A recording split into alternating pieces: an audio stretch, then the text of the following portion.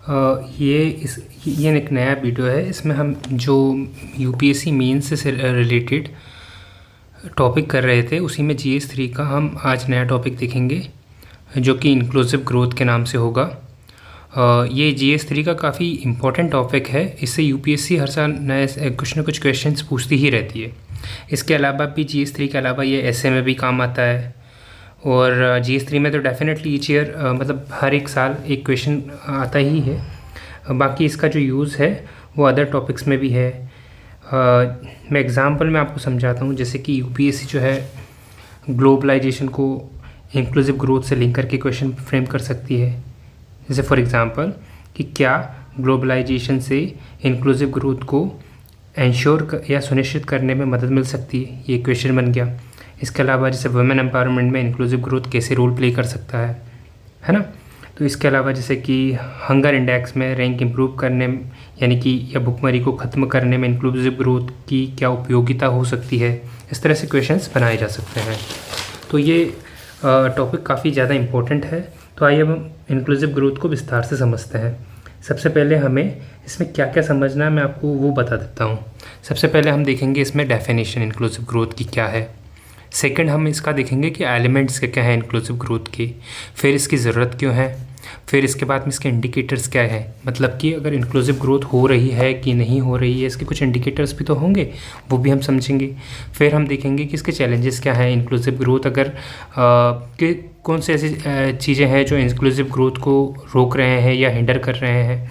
इसके अलावा 12th 5 year plan और इंक्लूसिव ग्रोथ में मतलब के बारे में जो था दोनों के बीच में क्या रिलेशन है वो भी हम देखेंगे।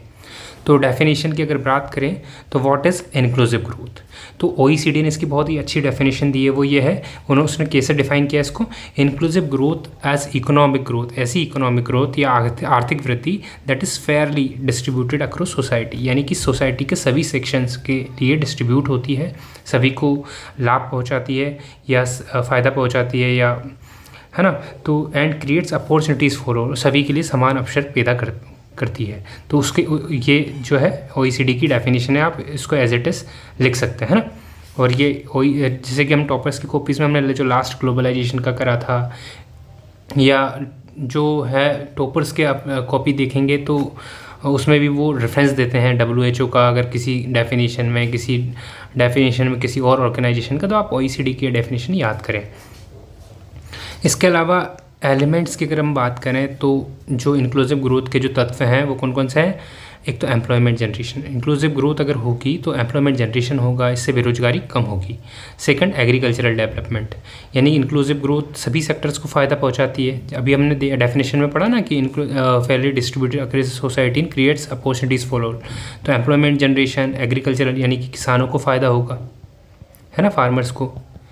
फिर इसके बाद में पॉवर्टी रिडक्शन, जो गरीब हैं वो गरीबी कम होगी। जैसे नीति आयोग का जो एक नया डेटा आया था पिछले कुछ सालों में, गरीबी काफ़ी कम हुई है ना। इक्वल डिस्ट्रीब्यूशन ऑफ इनकम, यानी कि हमने देखा था ना ऑक्सफैम ने जो एक डेटा दिया था कि 1% जो है होल्ड करते हैं कितनी वेल्थ, 42% वेल्थ, मतलब केवल 1% लोग दुनिया के लोगों के पास में 42% ऑफ वेल्थ है विश्व की।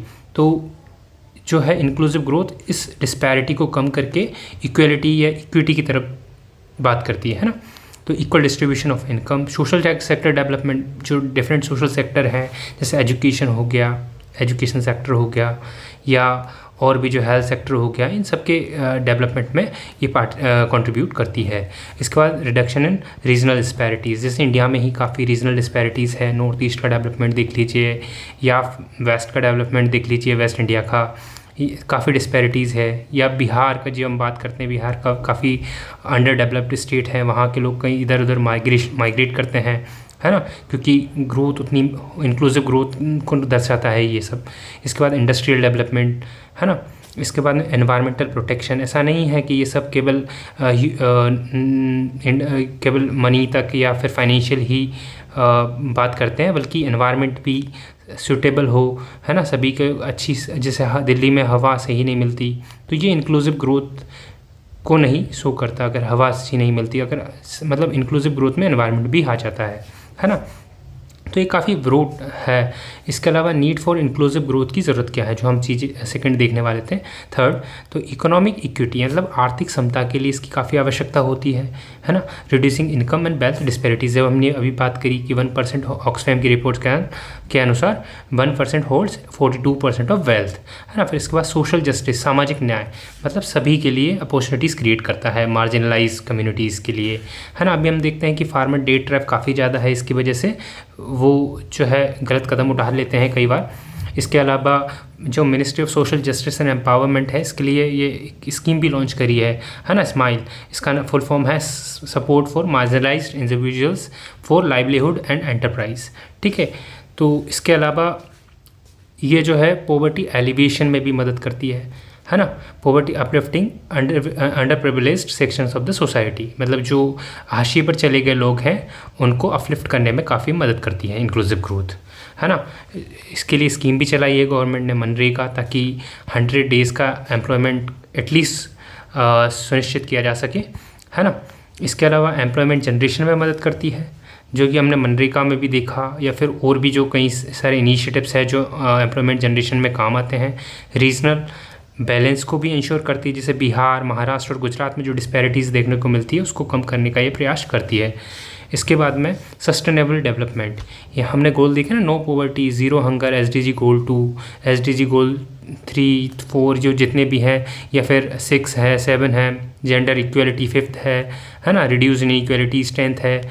तो ये सब जो है सस्टेनेबल डेवलपमेंट गोल्स, इनको भी अचीव करने में इंक्लूसिव ग्रोथ मदद करती है। इसके अलावा सोशल कोहेजन, सामाजिक सामंजस्य किस तरह से करती है ये, reducing tensions and fostering harmony, यानी डिफरेंट कम्युनिटीज़ जो हैं उनके बीच में इक्वल अपॉर्चुनिटीज़ प्रोवाइड करके ये सोशल कोहेजन को बढ़ाती है। इसके अलावा ह्यूमन डेवलपमेंट में इंक्लूसिव ग्रोथ मदद करती है, किस तरह से, हेल्थ, एजुकेशन, लिविंग स्टैंडर्ड्स, है ना। तो हेल्थ के लिए जैसे आयुष्मान है, आजकल किसी भी हॉस्पिटल में एक गरीब व्यक्ति भी अपना इलाज करवा सकता है ना। तो education, Eklavya PM Shri school है, एकलव्य स्कूल है, जो आदिवासी जो कम्युनिटीज़ के जो बच्चे हैं जिनको एजुकेशन नहीं मिल पाती है उनके लिए एकलव्य रेसिडेंशियल स्कूल हमारी सरकार चलाती है, ताकि इंक्लूसिव ग्रोथ भी प्रमोट होती है इससे। इसके बाद एम्पावरमेंट, यानी कि वेमेन का हो, वल्नरेबल ग्रुप्स का हो। वल्नरेबल ग्रुप्स के लिए तो ये देखा ही आपने, एकलव्य है ना। इसके अलावा ड्रोन दीदी, है ना, नमो दीदी, ये वेमेन एम्पावरमेंट के लिए कुछ इनिशिएटिव्स हमारी गवर्नमेंट चलाती है। इकोनॉमिक स्टेबिलिटी, है ना, promoting long term and resilient economic growth, इसके लिए क्या करती है, कैपिटल एक्सपेंडिचर करती है ना। ये वीडियो, ये केवल टॉपिक जो है मेंस में ही काम नहीं आएगा, बल्कि प्रीलिम्स में भी आपको हेल्प करेगा। जैसे फॉर एग्जांपल कैपिटल एक्सपेंडिचर क्या होता है, ये जो हमने यहाँ लिखा ना कैपेक्स, तो इससे इस तरह के टॉपिक्स को आप करते रहिएगा, है ना। जैसे कि कैपेक्स जो है, दो चीज़, एक तो रेवेन्यू एक्सपेंडिचर होता है, एक कैपिटल एक्सपेंडिचर होता है। तो जो कैपिटल एक्सपेंडिचर होता है वो लॉन्ग टर्म ग्रोथ को प्रमोट करता है। ये जो रेवेन्यू एक्सपेंडिचर होता है ये गवर्नमेंट के ऊपर बर्डन क्रिएट करता है, तो इसकी वजह से जो फिस्कल डेफिसिट है वो बढ़ जाता है। जबकि ये जो है असेट क्रिएट करता है, जिससे क्या होता है, गवर्नमेंट का लॉन्ग टर्म जो डेवलपमेंट होता है कंट्री का, उसमें पार्टिसिपेट करता है ना। इसका जो फ़ायदा होता है वो ये होता है कि ये गवर्नमेंट के लिए असेट क्रिएट करता है और ये लाइबिलिटी क्रिएट करता है, ठीक है। तो इनको आप डिटेल में खुद से पढ़िएगा, अगर नहीं समझ में आता है तो मैं कभी और इसको डिटेल में समझाऊंगा। तो जो इकोनॉमिक स्टेबिलिटी को इंश्योर करने के लिए capital expenditure 11.11 lakh crore last budget में किया गया था, यानी कि जो 2024 से 5 का जो बजट आया था उसमें इतना दिया गया था, अलॉट किया गया था, है ना। अभी बढ़ाने का चल रहा है, कुछ बढ़ के आएगा शायद। इसके अलावा इंफ्रास्ट्रक्चर पे किया गया था ये याद रखिएगा। और इसके बाद में रिड्यूसिंग एक्सक्लूजन, जो हाशिए पर चले गए हैं लोग हैं, कास्ट, जेंडर या कम्युनिटी बेस्ड बेसिस पे, उनको मेन स्ट्रीम में लाने का काम किया जाता है। इंक्लूसिव ग्रोथ इंश्योर करती है, जैसे PM जनमान जो आदिवासियों के लिए स्कीम है, जनमन, ठीक है। फिर ग्लोबल कॉम्पिटिटिवनेस भी बढ़ाता है, ensuring all citizen contributes to benefit from growth, है ना। ये 1 डिस्ट्रिक्ट 1 प्रोडक्ट इसी की दिशा में लिया गया एक नया स्टेप है। फिर हम देखते हैं इसके इंडिकेटर्स क्या क्या होते हैं इंक्लूसिव ग्रोथ के। तो इंडिकेटर्स मतलब जो हमें दर्शाते हैं कि हमारे यहाँ मतलब इंक्लूसिव ग्रोथ हो रही है कि नहीं हो रही है। तो सबसे पहले तो जीडीपी ग्रोथ है ना, हम देखते हैं काफ़ी टाइम से हमारी जीडीपी जो है 6% से ज़्यादा ही ग्रो कर रही है ना। पहली चीज़ तो अगर किसी कंट्री की जीडीपी ही ग्रो नहीं करेगी तो वहाँ के लोगों का इकोनॉमिक डेवलपमेंट हो ही नहीं सकता।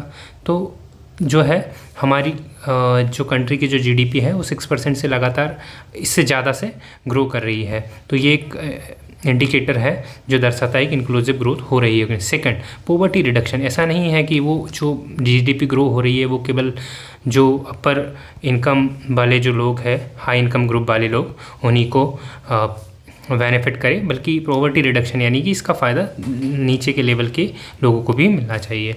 फिर इसके बाद थर्ड होता है इनकम इक्वेलिटी। ऐसा नहीं है कि अमीर अमीर होता जा रहा है, rich getting rich and poor getting poor, ठीक है, तो ऐसा नहीं होना चाहिए। इनकम इनइक्वालिटी भी नैरो होना चाहिए। फिर इसके बाद में अगला आता है एम्प्लॉयमेंट रेट, यानी कि एम्प्लॉयमेंट भी सभी को मिलना चाहिए। ऐसा नहीं कि जॉबलेस ग्रोथ हो रहा है, अभी आजकल चल रहा है ना एआई की वजह से जॉबलेस ग्रोथ ज़्यादा हो रहा है, तो ऐसा नहीं होना चाहिए। जॉब सभी को मिलना चाहिए, सभी को अच्छा काम मिलना चाहिए, जॉब क्रिएशन हो, वर्कफोर्स में लोगों का पार्टिसिपेशन बढ़े, ठीक है। जैसे अभी फीमेल का वर्कफोर्स पार्टिसिपेशन बढ़ के लगभग 41% से ज़्यादा हो गया है ना। PLFS जो अभी आया था 2023 का, उसमें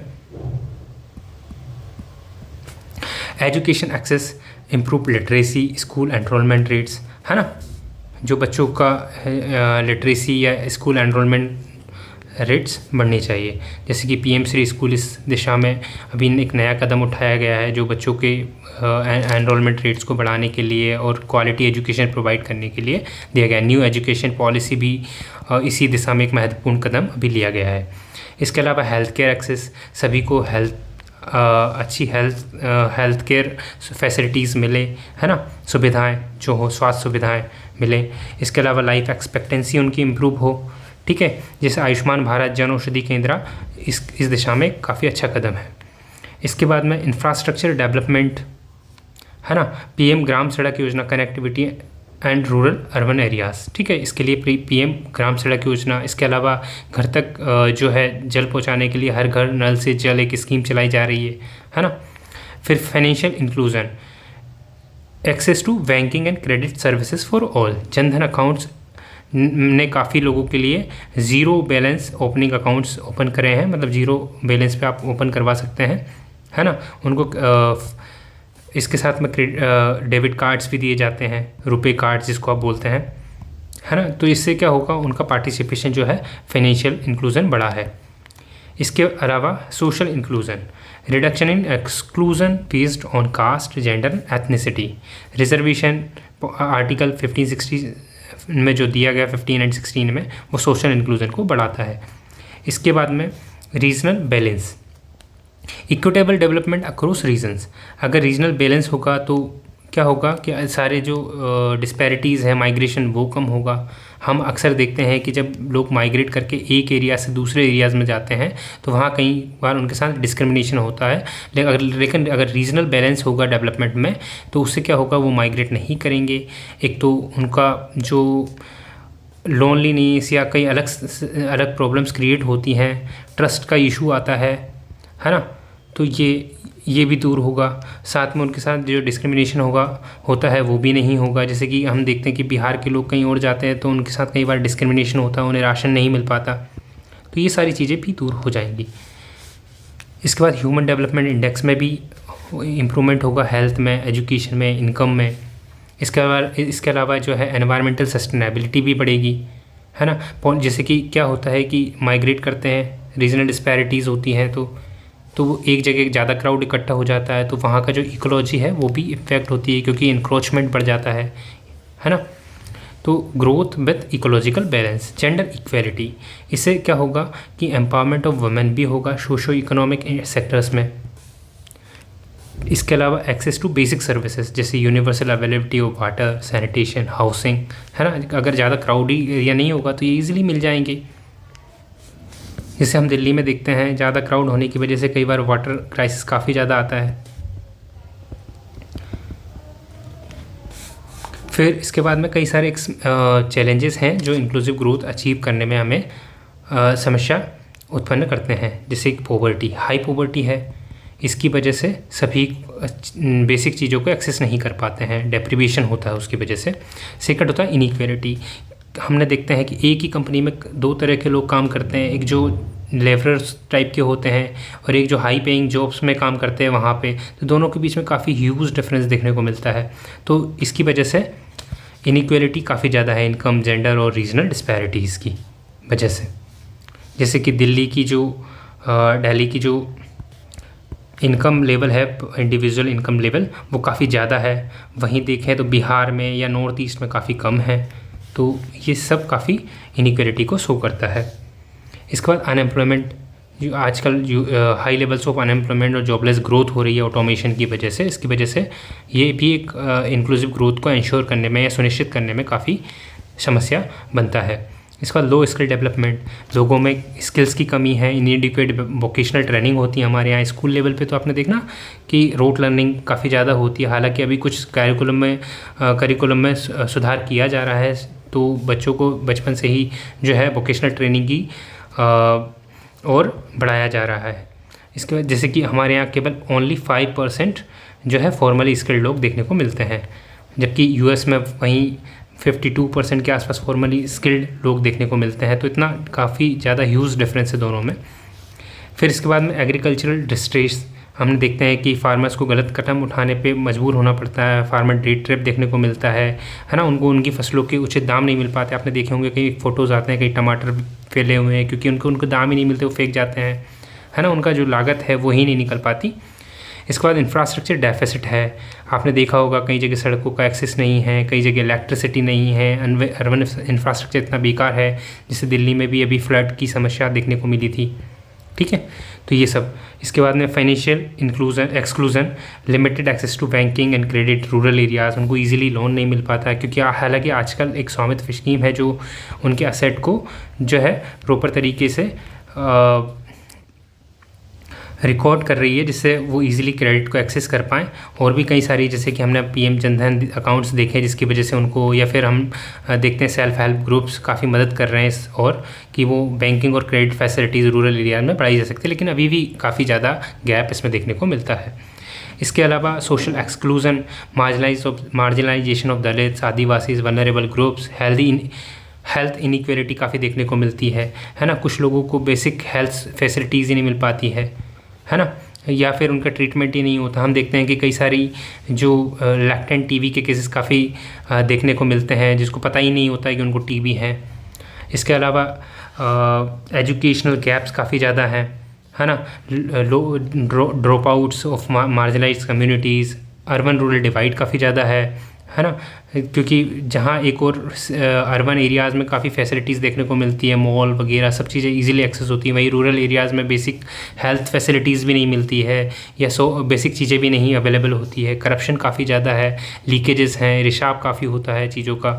हमने जो पीडीएस वगैरह में या कहीं और जगह गवर्नेंस की जो वेलफेयर स्कीम्स हैं पीडीएस वगैरह, उनमें। इसके बाद में environmental degradation, unsustainable development practices काफ़ी चल रही है। हम जैसे कि हम देखते हैं जो स्टबल बर्निंग है, उससे दिल्ली में कितना पॉल्यूशन देखने को मिलती है। कंस्ट्रक्शन वर्क जो दिल्ली में होता है, अक्सर ये जो विंटर के टाइम पे उसको बंद कर दिया जाता है, क्योंकि वो अनसस्टेनेबल तरीके से किया जाता है। पॉलिसी इम्प्लीमेंटेशन में काफ़ी दिक्कतें होती हैं, लोगों को पता ही नहीं होता, जो निचले तबके के लोग हैं, कि उनके लिए कौन कौन सी पॉलिसी गवर्नमेंट की है जो उनको बेनिफिट करने के लिए बनाई गई है, उनकी जानकारी नहीं होती। गैप्स इन एग्जीक्यूशन होता है, मॉनिटरिंग में दिक्कतें आती हैं ऑफ इंक्लूसिव ग्रोथ पॉलिसीज़। फिर हम देखते हैं कि 12th 5-year प्लान ने जो इंक्लूसिव ग्रोथ की ओर और सस्टेनेबल ग्रोथ की ओर एम्फेसाइज करता है, उसके क्या प्राइमरी गोल्स हैं, है ना। तो की ऑब्जेक्टिव्स क्या क्या है 12th 5-year प्लान की? एक तो पॉवर्टी रिडक्शन, सेकंड है एम्प्लॉयमेंट जनरेशन, थर्ड है एजुकेशन को प्रमोट करना, लिटरेसी, है ना, ड्रॉप आउट रेट्स को कम करना, वही सब जो हमने ऊपर पढ़ा था, हेल्थ केयर को बढ़ाना। अगर इस तरह से कभी क्वेश्चन आए कि इन दोनों के बीच में रिलेशंस को पूछे, तो आप बेसिक सी चीज़ें लिख सकते हैं जो इंक्लूसिव ग्रोथ के एलिमेंट्स हैं, उन्हीं से रिलेटेड। अगर आपको नहीं भी आता, आपने नहीं भी पढ़ा है, तो आप वैसा ही लिख दीजिए। तो क्योंकि सब सारे पॉइंट्स कॉमन ही होते हैं, क्योंकि इसके बाद में एग्रीकल्चर, यही सब हमने वहाँ पढ़ा था जो एलिमेंट्स थे। अगर इंक्लूसिव ग्रोथ से रिलेटेड कोई भी क्वेश्चन आए, तो आप वो एलिमेंट्स अच्छे से याद कर लीजिएगा, वही लिख के आ जाइएगा, तो आपको ठीक ठाक तरीके से आप उसको एड्रेस कर सकते हैं। इसके बाद में agriculture, raise agriculture productivity, rural incomes, regional balance, social inclusion, infrastructure development, skill development, environmental sustainability, ये सब उसके ऑब्जेक्टिव हैं। Inclusive growth and 12th 5 year plan कुछ स्ट्रेटेजीज भी बनाई गई है, जैसे कि inclusive policies, for example MNREGA, national rural livelihood mission, Sarva Shiksha Abhiyan. ठीक है, इनका आप एग्जांपल अपने इन एग्जांपल्स को ना अपने आंसर्स में ज़रूर कोट कीजिएगा, इन स्कीम्स को, इन पॉलिसीज़ को। इसके बाद में हेल्थ एंड एजुकेशन स्टेट में इन्वेस्टमेंट्स इंक्रीज, जैसे बजट अभी 2.1% ऑफ GDP से और जाता है। इसके बाद में फाइनेंशियल इंक्लूजन, जो हमने जन धन देखा था, है ना, SFGs देखा था, सेल्फ हेल्प ग्रुप SHGs, है ना, स्मॉल फाइनेंस बैंक SFVs भी हैं माइक्रो फाइनेंस सर्विसेज के लिए, और SHG सेल्फ हेल्प ग्रुप्स, उनको सबको कोट करें आप यहाँ, और जनधन अकाउंट्स। इसके बाद focus on women and children, इस पर जो है कुछ health, nutrition and women's empowerment, है ना, इसके लिए भी कई एनीमिया मुक्त भारत हो गया है, इस तरह के कई आंगनवाड़ी, सक्षम आंगनवाड़ी, कई तरह की स्कीम्स जो है चलाई जाती है। फिर इसके बाद अर्बन डेवलपमेंट पे फोकस होता है, urban infrastructure, housing for whole, PPP model, यानी कि पब्लिक और प्राइवेट, अकेला पब्लिक भी नहीं प्राइवेट भी नहीं, दोनों मिलके कंट्रीब्यूट करेंगे तो शायद इंक्लूसिव ग्रोथ को इंश्योर किया जा सकता है। इसके बाद चैलेंजेस भी इस प्लान ने हाईलाइट करे हैं कुछ, जैसे slow progress in reducing inequality, असमानता को कम करने में जो काफ़ी निम्न स्तर से गति हो रही है। इसके बाद में लो एग्रीकल्चरल ग्रोथ, यानी कि कृषि की जो वृद्धि दर है वो काफ़ी कम है।